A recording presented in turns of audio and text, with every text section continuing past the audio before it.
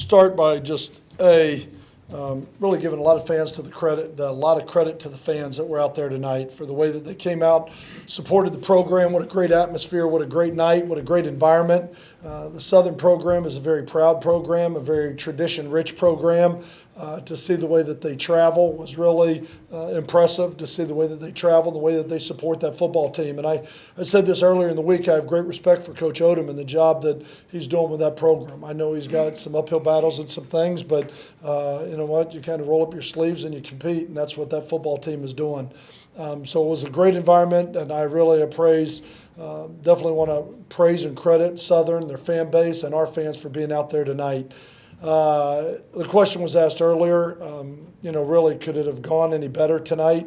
I can't credit the seniors, the leadership of this football team enough. I say this all the time, I love this team. I love their character, I love their work habits, the leadership of this team.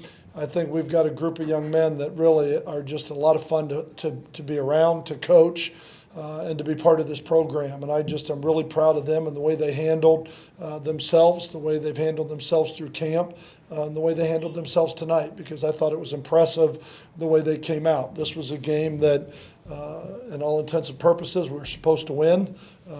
And when you watch this football team go out and play in the first quarter and a half with the ones, we did.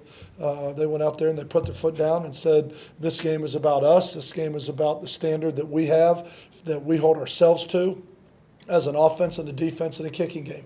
We certainly didn't play perfect tonight, but I thought we can enjoy this and celebrate with this one as we're 1-0 and come back and start to get back to work tomorrow.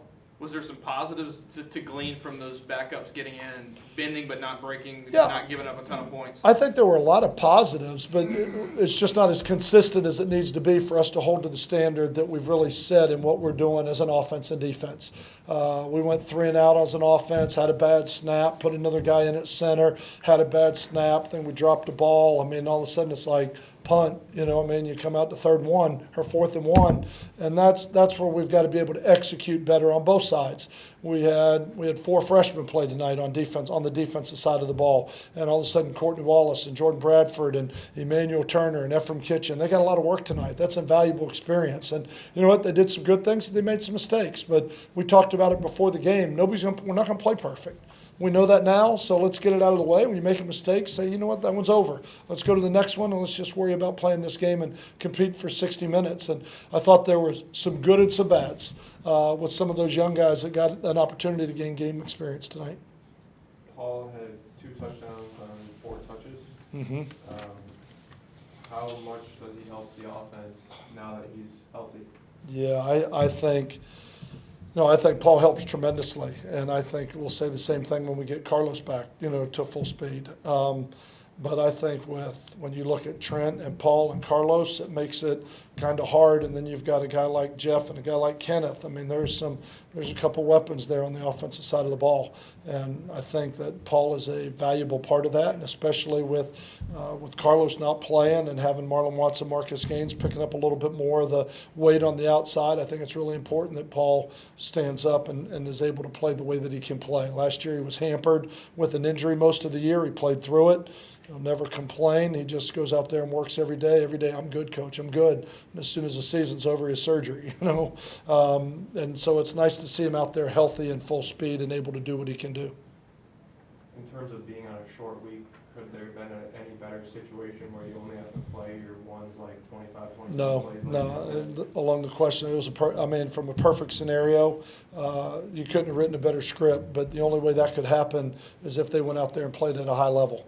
If we would have went out there and kicked the ball around and jumped off sides and made a lot of mistakes that you see inexperienced teams do early, then it could have been a long night. They could have played 70 plays tonight. But they went out there, they executed at a really high level, and as I said, that's one of the advantages to having experience and the leadership that we have right now on this football team.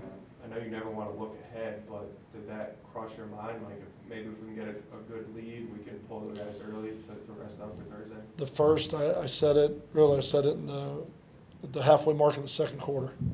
I said, you start to look at this, and at that point, I don't remember the exact score, but it was about 40-something. I think it was 52-8 at half. I think is what the score was at halftime.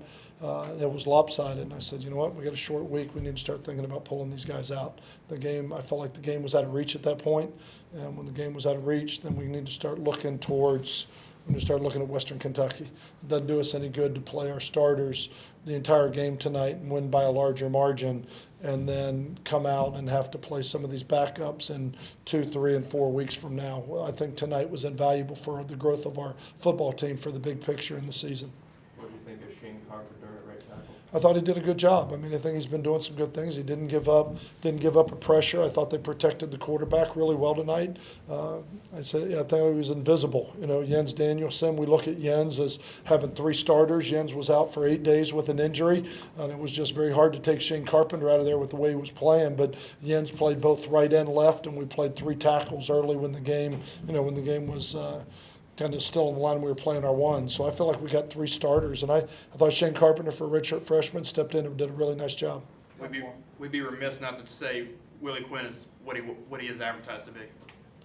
He's little number 25, talent. I mean, we talked about I think he led the country last year in return yards. Very talented.